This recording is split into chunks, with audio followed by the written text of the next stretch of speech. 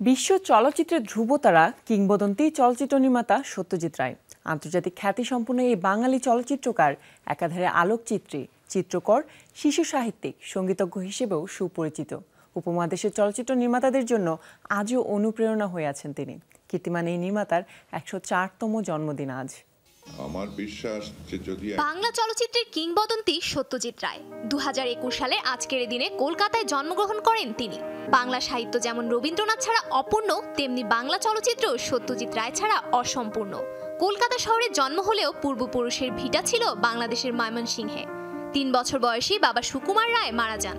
মা সুপ্রভা দেবী তাকে কষ্ট করে বড় করেন। উচ্চ মাধ্যমিক শেষ করে কলকাতার প্রেসিডেন্সি কলেজে পড়তে যান সত্যজিৎ, কিন্তু মায়ের অনুরোধে পড়াশোনা অসমাপ্ত রেখেই ১৯৪৩ সালে কলকাতায় ফিরে আসেন তিনি।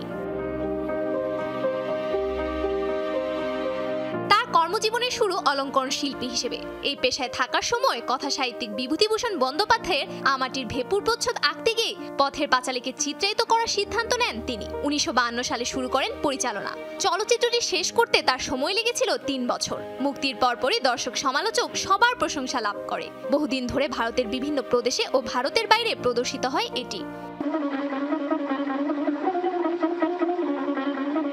এই সিনেমার সাফল্যের পর তাকে আর পিছনে ফিরে তাকাতে হয়নি। একে একে নির্মাণ করেন অপরাজিত, জলসাগর, অপু সংসার, দেবী, মহানগর, চারুলতা সহ আরো অনেক সিনেমা। ৩৭টি পূর্ণদৈর্ঘ্য কাহিনী চিত্র, প্রামাণ্যচিত্র ও স্বল্পদৈর্ঘ্য চলচ্চিত্র নির্মাণ করেছেন তিনি। Actually, I was not a filmmaker before. I was a commercial artist.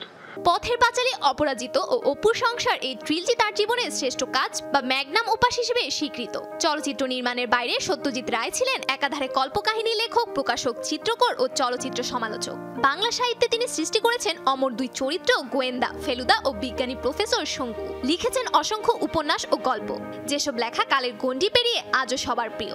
Honorary Oscar to the great Indian filmmaker Satyajit Ray.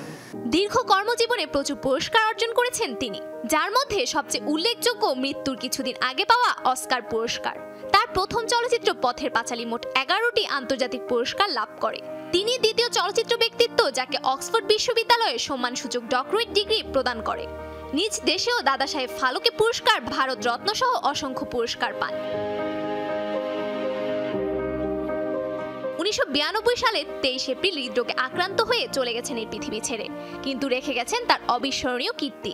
Bangla cinema সাহিত্যের জগতে এমন বহুমুখী প্রতিভা বাংলা ভাষা আর কখনো পাবে কিনা সন্দেহ।